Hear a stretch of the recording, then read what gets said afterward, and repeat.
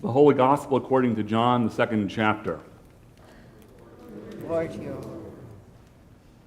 The Passover of the Jews was near, and Jesus went up to Jerusalem.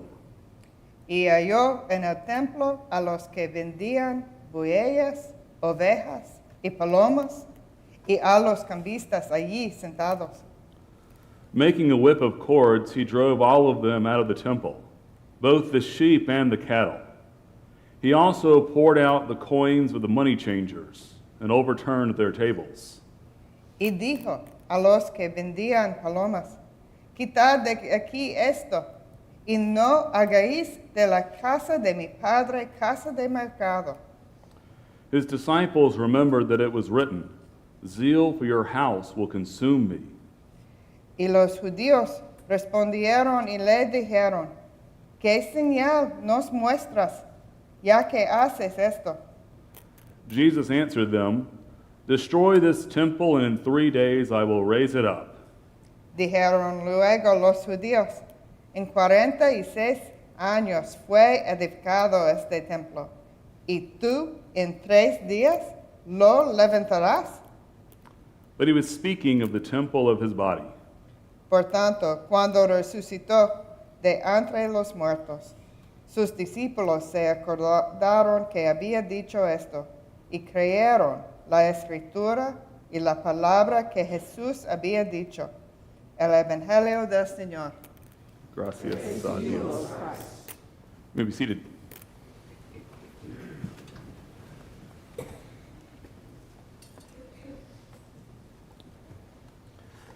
I've been thinking a lot about this text this week.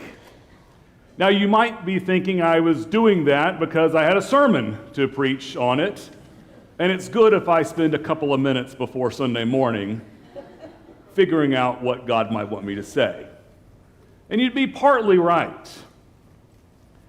But I was also thinking about this text this week because of an announcement I got from my seminary earlier this week. I went to the Lutheran Theological Southern Seminary in Columbia, South Carolina. All other seminaries are in the north. That's what we said. Now, about 10 years ago, the Lutheran Theological Southern Seminary in Columbia, South Carolina, getting a theme here, aren't you? Merged with our Lutheran University here in North Carolina, Lenore-Rhine. And as luck would have it, I became a bear. Never went there, never paid him a dime, but now I'm an alumni. Best way to be an alumni, right? Well, this week they announced that for a variety of reasons, mostly financial, they're moving the seminary to Lenore-Rhine at Hickory, and they're closing the doors in Columbia, South Carolina. Yeah. Every pastor that formed me before I got to seminary went to Southern. A large number of the pastors I know went to Southern. I will say the most illustrious pastor I know that didn't go to Southern is Pastor Christina.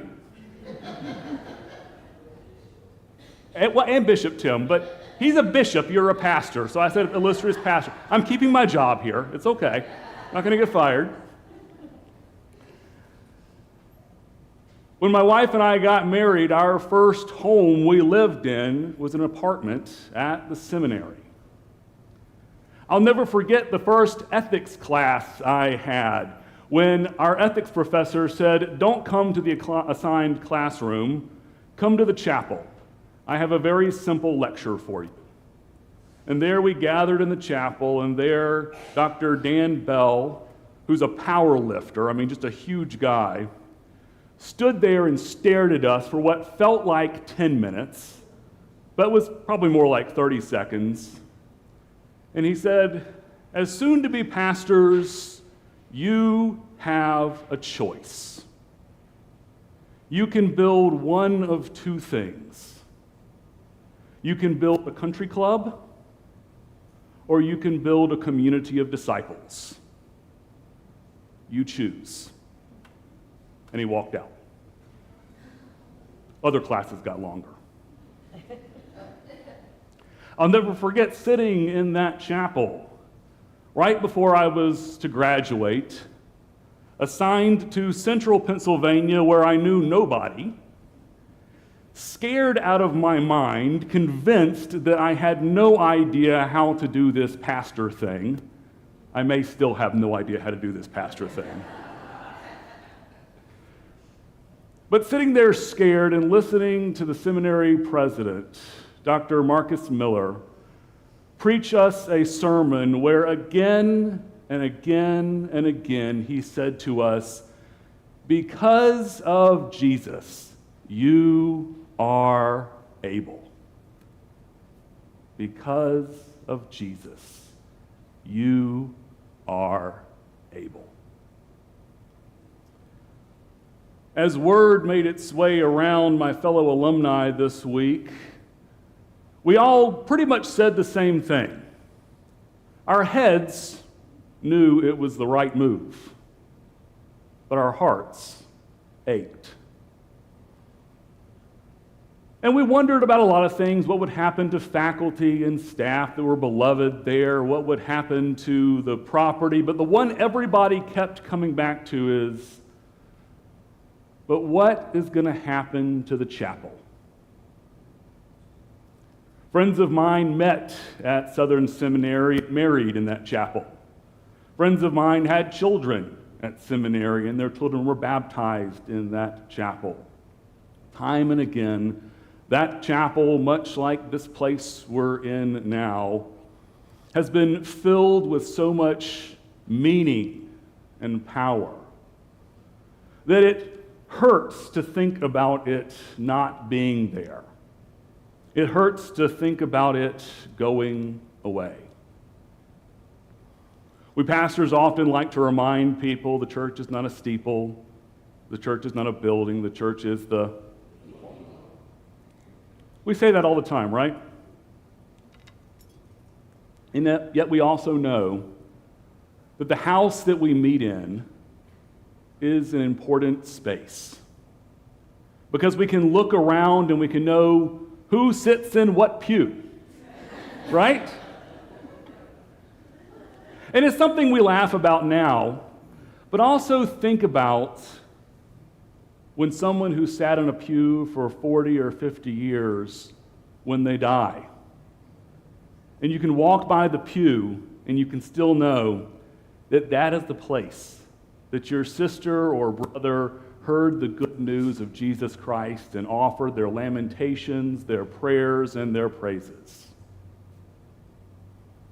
So yes, it is true that the church is the people, but the spaces are also important as well.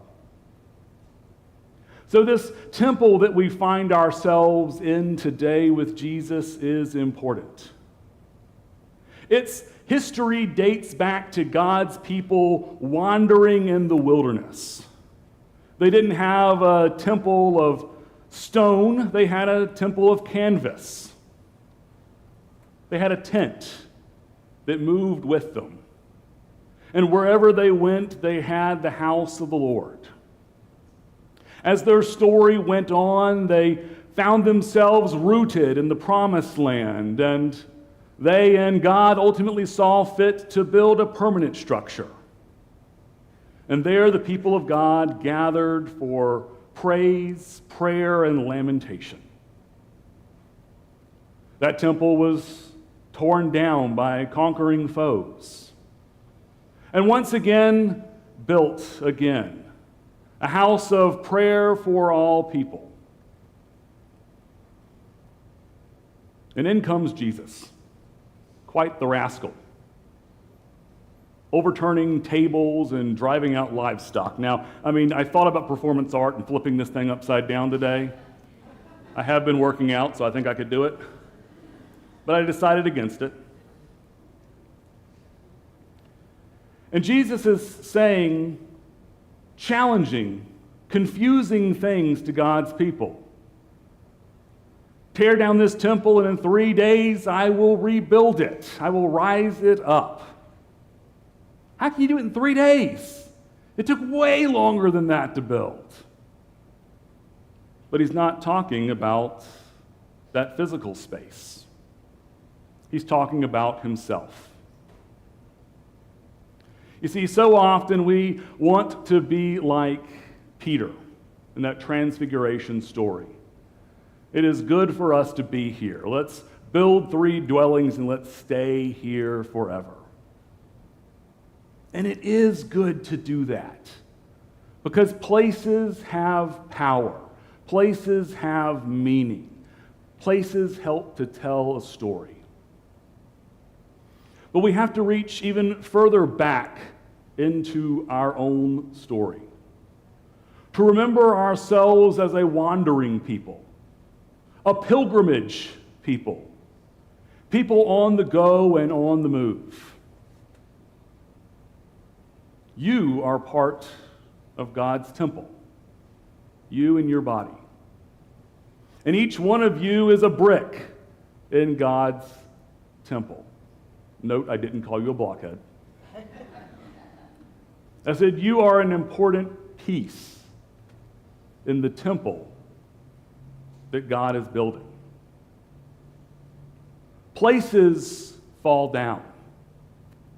Places move into disrepair. Places need to be rebuilt. And Jesus is always in our midst, reorienting us and reminding us that things can't always stay the same. And that when things fall apart, when things change, Jesus is there in our midst, building and creating something new and beautiful, something unexpected, and reminding us that Jesus is always in our midst.